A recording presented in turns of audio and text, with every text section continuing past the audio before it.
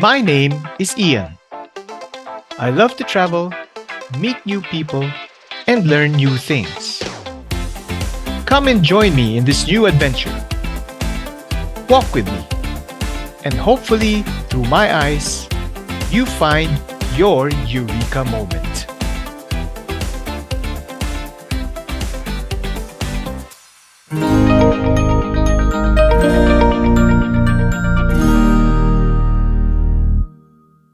Hi everyone!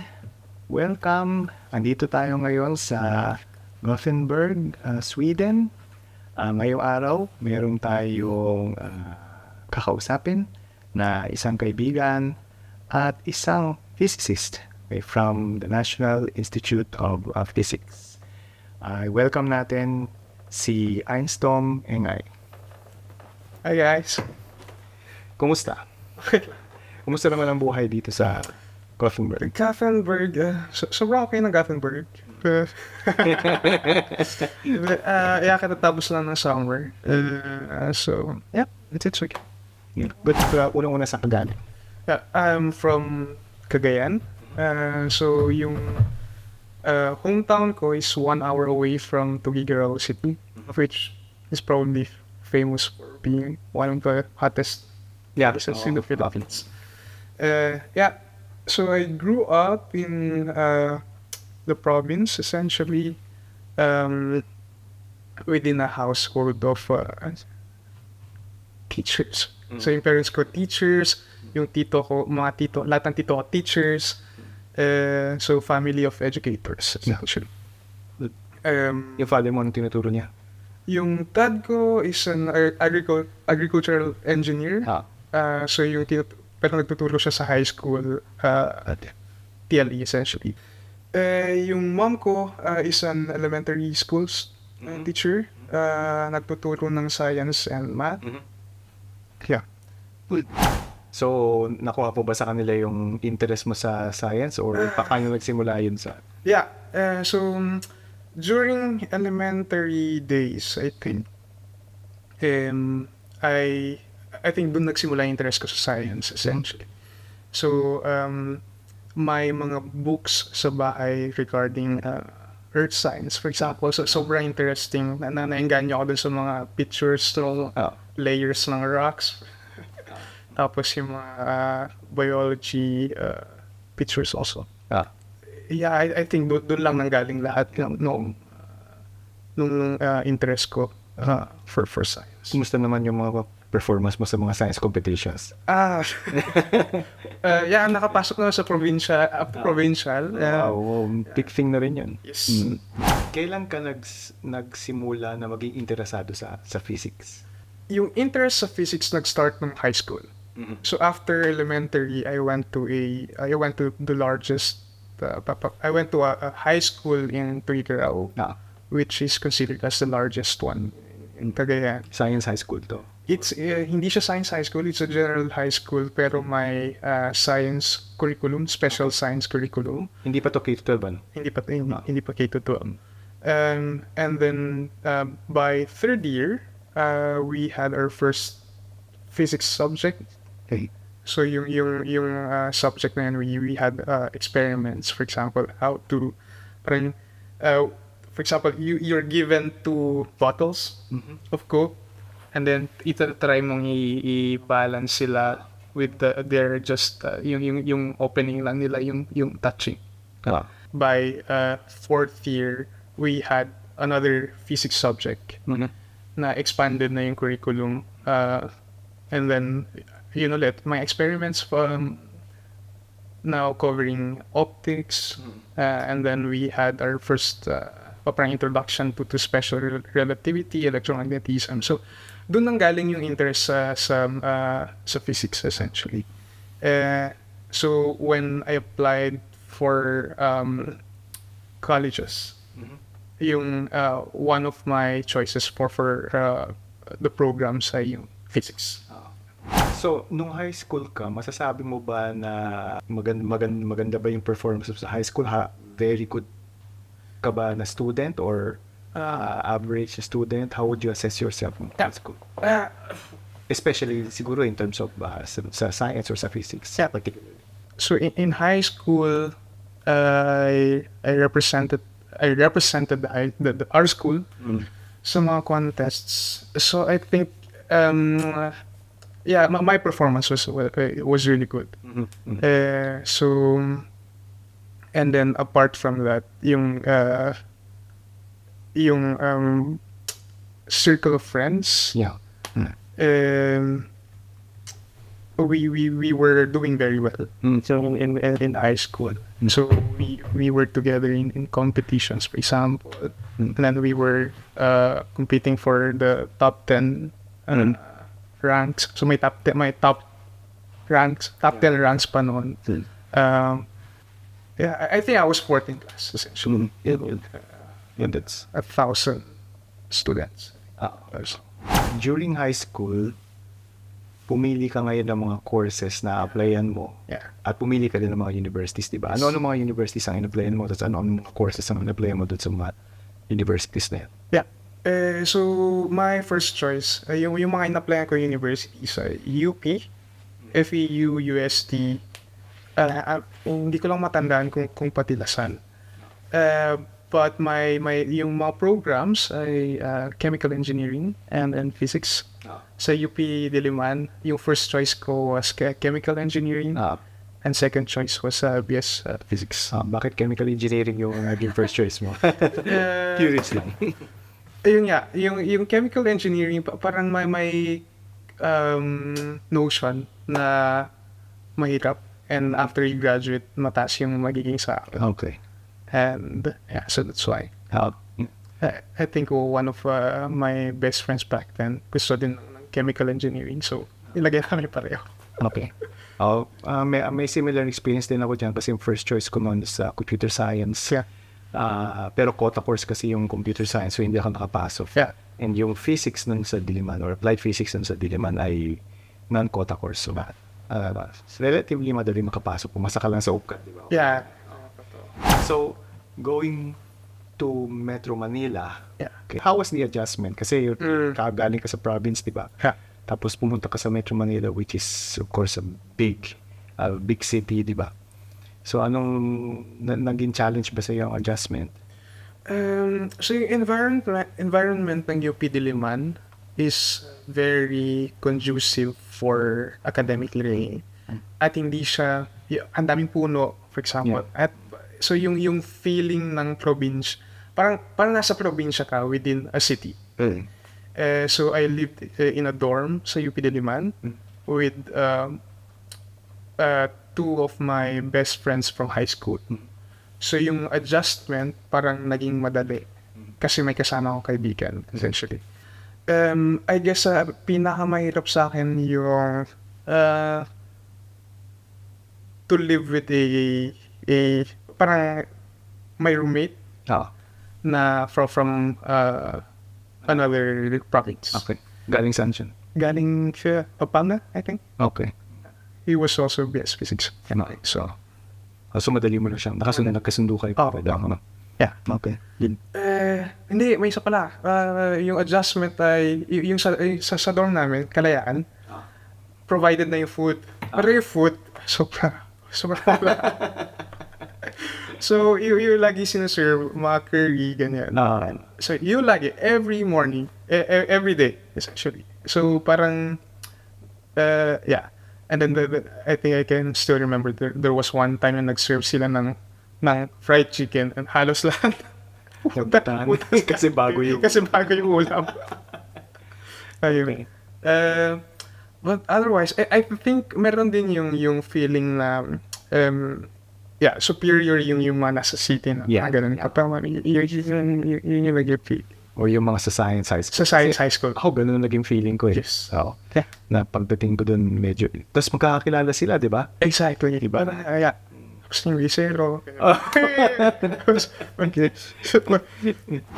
Okay. So, pagdating mo ng, of course, sa Diliman, pagdating mo ng third year, kailangan mo nang pumasok ng laboratory, pumili ng di ba? Yeah. Laboratory. Ano yung naging thought process mo nun para Pumili. para sa pagpili mo ng field? Yeah. So, yun yung maganda sa NIP. Sa mga hindi nakakalam, by third year, you are required to apply to a research lab. And starting and during starting that year level, yeah, you're allowed to pursue research on your own. Of course, with the supervision from your advisor. So yung naging thought process ko in applying for a research lab, ay bumabalik ulit dun sa high school na yung paborito kong topic nung high school, physics, like optics. Yeah. Essentially. Okay. Kaya, and then na-encourage pa when I took courses na may optics topics. Yeah. So for example, Dr. Almoto, who was my supervisor, parang nagbigay siya ng talk, I think, in one of the physics subjects, Physics 10, which is a GE course in UP Diliman, where he showed holograms. A film hologram, which is projecting an image in spaces. And so that was kind of fascinating. Tapos, yun yung naging motivation ko, I think, to apply dun sa photonics. Balikan ko lang ng konti yung sa high school. Meron bang particular experiment sa optics na talagang Yung natatandaan ko talaga so we have lasers. Tapos may mga optical components. And then we would trace yung path ng light after passing through those optical components. I think yun yung tumatak. Tapos come college, parang yun na din yung first motivation na pursue ng field towards this particular topic. At yun din yung naging topic na sa undergraduate. Undergraduate, so yung topic ko na ay optics. Yung thesis ko ba yun? Yeah, yung thesis ko is essentially trying to recover some properties of light na nawawala during recording. Okay. So for example, pag nagre-record ka ng image, may properties yung light na hindi nare-record ng camera. But then you can do some steps or methods in order to recover that particular property. Yung phase ng light. Okay. So during your undergrad, may mga naging struggles ka ba as a student? And pag sinabing struggles, I mean not just yung Academics. Academics, kasi obvious naman yata yun na lahat naman tayo nag-struggle academically. But then yung ibang aspects sa buhay ng isang estudyante, meron mga struggles doon. Yeah, I think or maybe I should ask mga doubts din. Meron ka ba naging doubt about yung path na na tinatake ko? Yeah, of course. I think by third year, especially dun during the time na sobrang hirap ng mga subjects, nag-isip ako mag-shift towards another program. I think geology. Kasi nandun pa din yung interest dun sa mga earth sciences. Elementary, sabi mo, nagbabasa ko ng mga earth science books. Yeah. Pero hindi ako pinayagan ng so nag-try ka mag-shift? Magulang. Kasi kailangan ko pa munang magpaalam. Yeah. Ayaw ng mom ko, special topic. Ayun, so tinuloy ko na lang. And then after that particular summer year, na nagsabay-sabay talaga yung major. I think that was the first time nagsabay-sabay yung mga major, tapos ang daming experiment, ang daming labs, technical reports. So tinuloy ko until through graduate essentially. Nakatapos ko ba ang tayo? Nakatapos ako. Good for you. Nag-start ako sa summer. Isang summer yun naman. Okay. And then, so, after mong gumraduate, ano yung naging decision mo na gagawin? I think it was fairly easy na magstay sa NIP. Na to decide to stay at NIP, mainly because nandun yung opportunity um, to teach, meaning may salary ka, Yeah. at the same time to pursue graduate studies. So, kumusta experience ng MS sa Sa Diliman?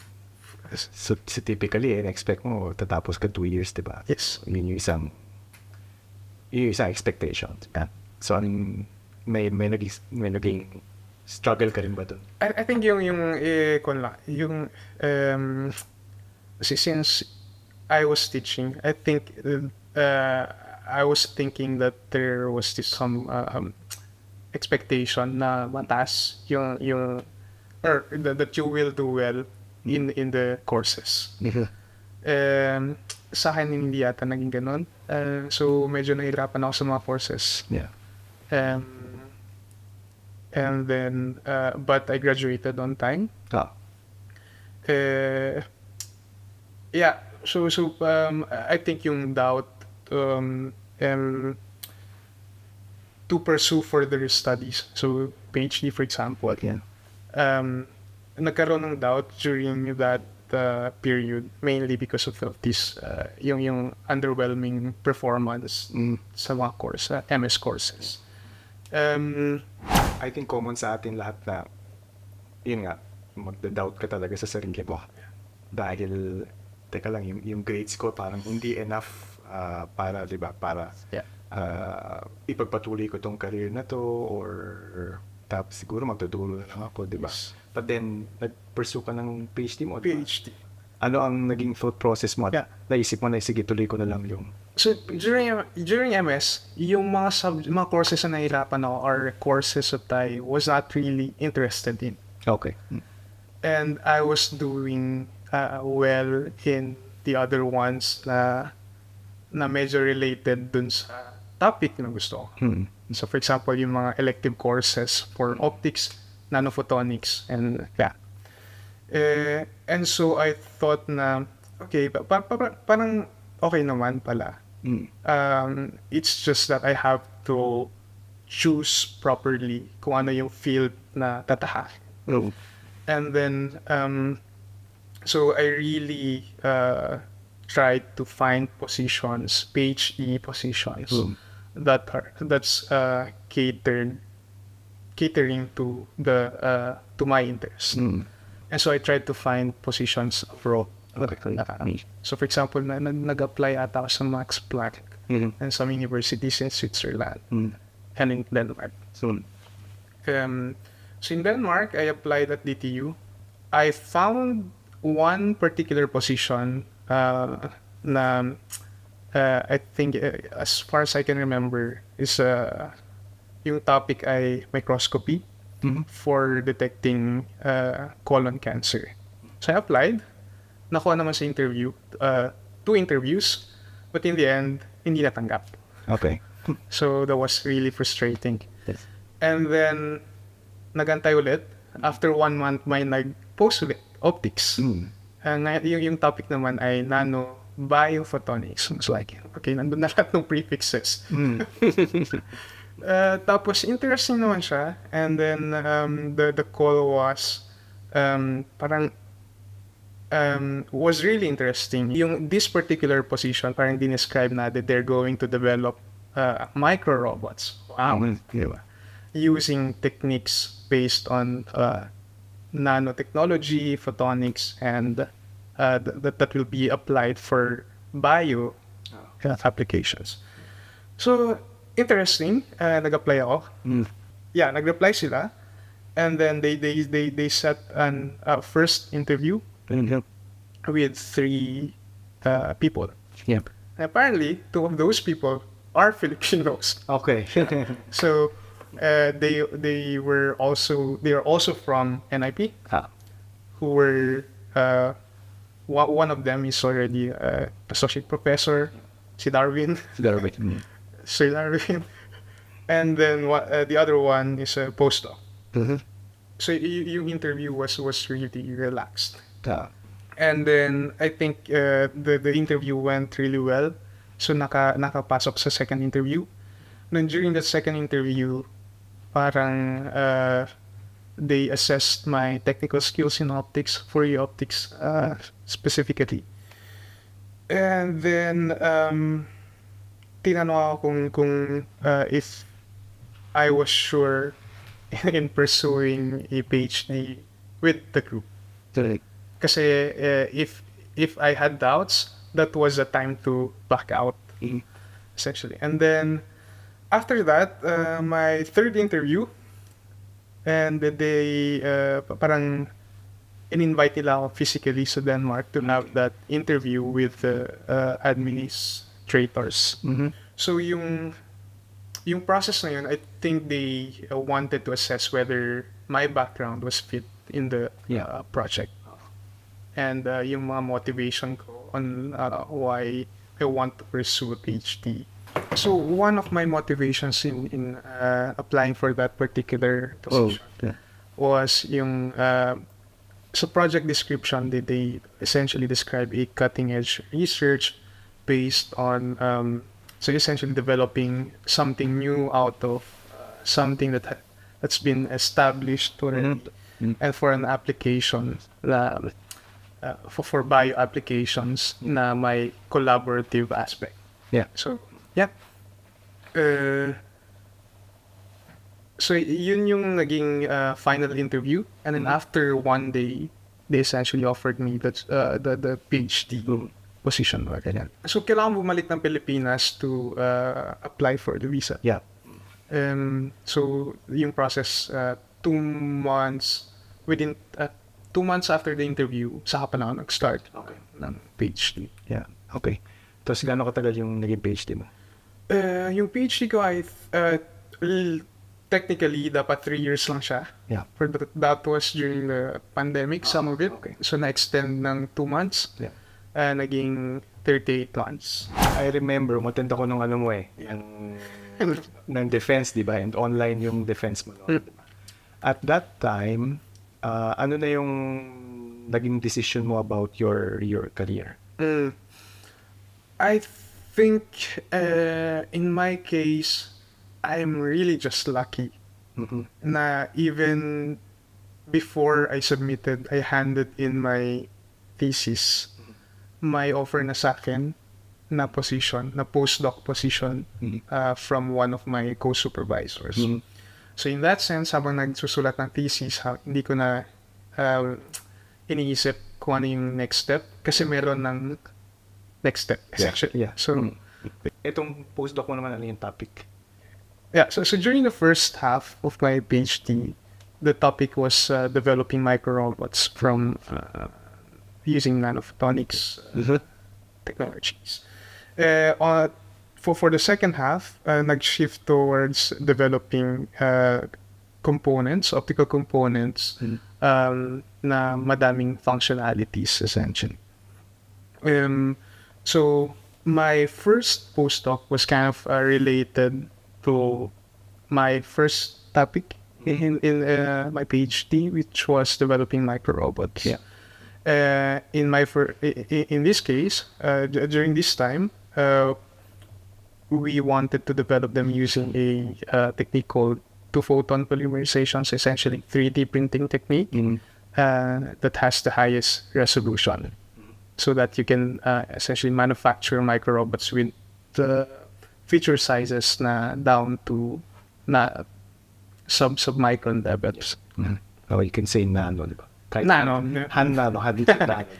Hundreds. So that was your first postdoc? Yes. And saan mo ginawa yung first postdoc? My first postdoc was still at DTU, a different department, but yeah. And then yung second postdoc? My second postdoc is now at Chalmers University of Technology. So what I'm doing now is